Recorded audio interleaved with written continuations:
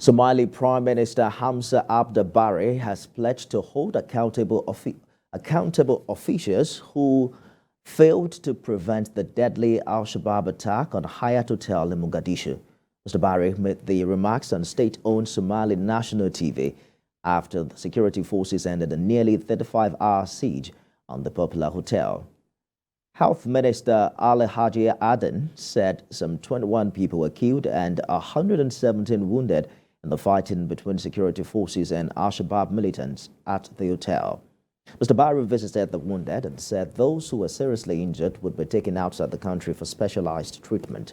The Somali government was widely criticized for failing to quickly end the hotel siege. Politicians expressed concern over the presence of different units of the security forces without a central command in Mogadishu, which they said was in itself a security threat. The following report takes a look at the background of the siege in Mogadishu. Somali forces ended a deadly 30-hour siege of a hotel in the country's capital, with security personnel clearing explosives planted by al-Shabab fighters in the damaged building.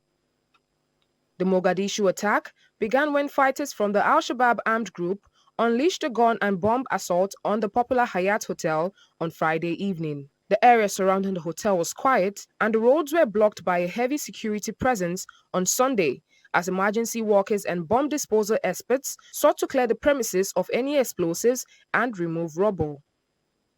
The hotel building sustained heavy damage during the gunfight between Somali forces and the attackers. It caused some part of it to collapse, leaving many people frantically searching for their loved ones who were inside when the siege began.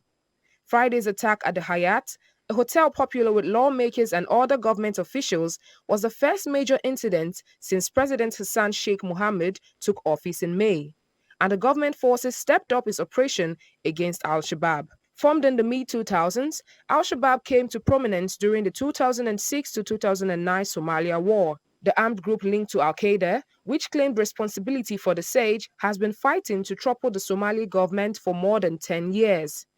It wants to establish its own rule based on strict interpretation of Islamic law.